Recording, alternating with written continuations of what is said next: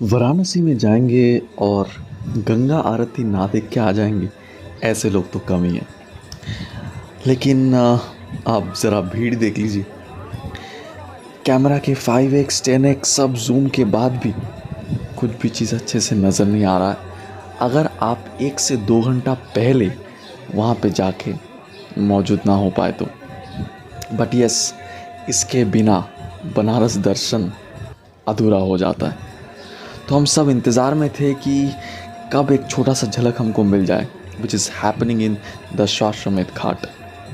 लेकिन वहीं के लोकल लोगों से पता चला कि और एक आरती होते हैं यहाँ पे, और वो आरती जो होता है वो होता है अस्सी घाट में, और वो एकदम सुबह भोर के टाइम पे होता है।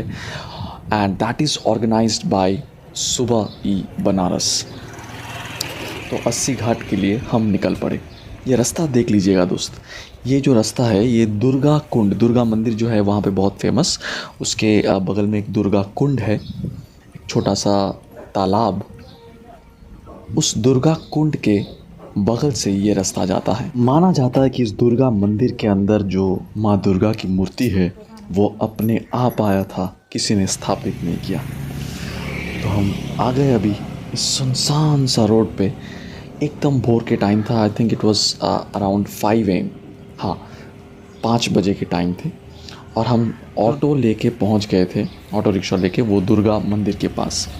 वहाँ से थोड़ा पैदल जाना पड़ा था अस्सी घाट के लिए। गूगल मैप तो हमारे साथ था ही, लेकिन रोड पे और कोई नहीं था। तो गूगल मैप, मैं और पापा साथ मिलके चलने लगे अस्सी घाट की तरफ। हाँ, एक साइन बोर्ड दिख रहा है आपको शायद, यस, यहाँ पे आपको दिख रहा है कुरुक्षेत्र कुंड, और पता लगा गूगल मैप के अनुसार कि यही सही रास्ता है। अंधेरे रास्ते में चलते चलते फाइनली हम पहुँच गए, और आपको शायद आवाज़ सुनाई दे रहा है।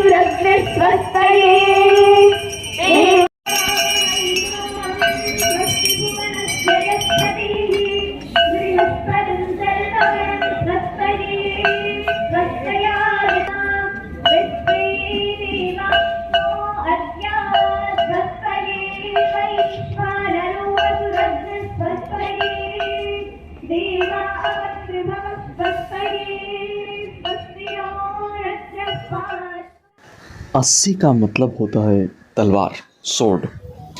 तो एक माइथोलॉजिकल टेल के अनुसार माँ दुर्गा शुंभ निशुंभ नामक 2 असुर को मारकर इसी भूमि में, इसी पवित्र भूमि में अपना तलवार को फेंके थे, और जहाँ पे वो तलवार फेंके थे वहीं से माँ गंगा की उत्पत्ति होती है। और दूसरा एक मतलब है अस्सी का 80।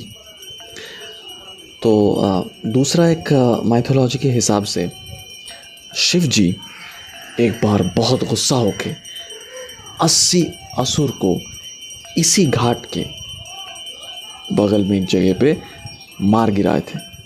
तो उसके हिसाब से इस घाट का नाम हुआ अस्सी घाट। गंगा और अस्सी ये दोनों रिवर जहाँ पे संगम हो रहा है एक्चुअली इसी जगह पे पर्टिकुलरली, तो कहते हैं कि इस घाट में अगर आप गंगा में डुबकी लगाते हैं तो आपके सारे पाप धुल जाता है।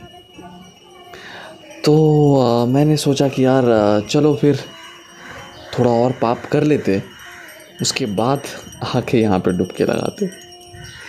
चलिए हम लोग साथ मिलके इस खूबसूरत आरती का मज़ा उठाएं। अभी भी सूरज दिखा नहीं।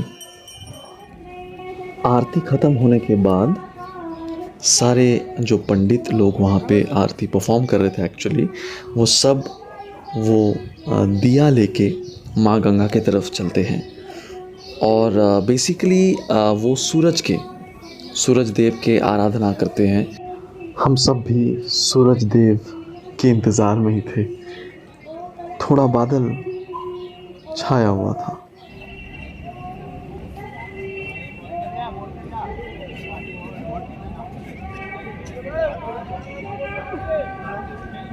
सच बताऊं तो सुबह घाट का माहौल कुछ और ही था। साथ में जो चैंटिंग हो रही थी एक्चुअली पीछे संस्कृत श्लोका की, और यहाँ पे ये जो पूजा हो रहा है, and it's completely N all together different atmosphere. देखिए सारे जो पंडित लोग हैं वो माँ गंगा को अर्पण करके फिर वापस आ रहे हैं। फिर यहाँ पे पूजा होगा, क्या होगा हम देखने वाले। आइए नमन करें माँ गंगा का, अभिनंदन करें भगवान उदयमान सूर्य का, वंदन करें भूत भावन त्रिनेत्रधारी भगवान शंकर।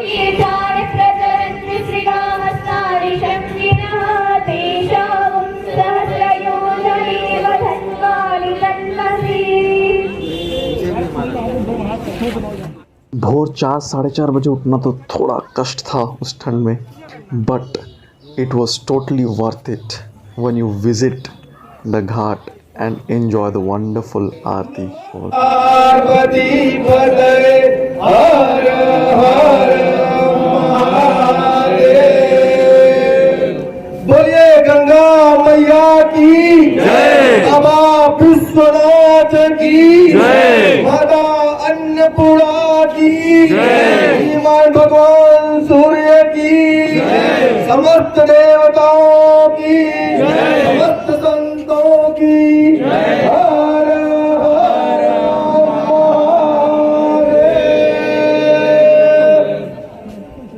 इस आरती के बाद सुबह ई बनारस द्वारा वहाँ पे एक संगीत अनुष्ठान की आयोजन किया जाता है हर रोज़, जहाँ पे पूरे देश से बहुत सारे लोग आते हैं, जाने माने कलाकार, और यहाँ पे परफॉर्म करते हैं। पूरे देश से ही नहीं, पूरी दुनिया से लोग यहाँ पे आते हैं। जैसे कि ये लोग आए थे ऑस्ट्रेलिया से, क्योंकि खोज तो सबका एक ही है, बस राहें अलग अलग हैं। इसीलिए दुनिया के हर एक कोने से उसी खोज में लोग आ जाते हैं, शांति के लिए, मुक्ति के लिए। इसी नगरी में, दुनिया के सबसे पुराने शहरों में से एक वाराणसी,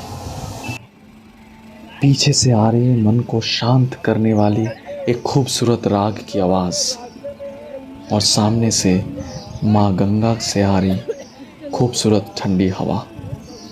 सच में ही माहौल कुछ ऐसा ही था कि लग रहा था हम पुराण के युग में ही पहुंच गए हैं। दशाश्वमेध घाट में आरती ठीक से ना देख पाने की दर्द ज़रूर यहाँ पे आके मिट गया। आप भी ज़रूर जाइएगा। And for more such videos don't forget to subscribe to my channel and follow me on Instagram.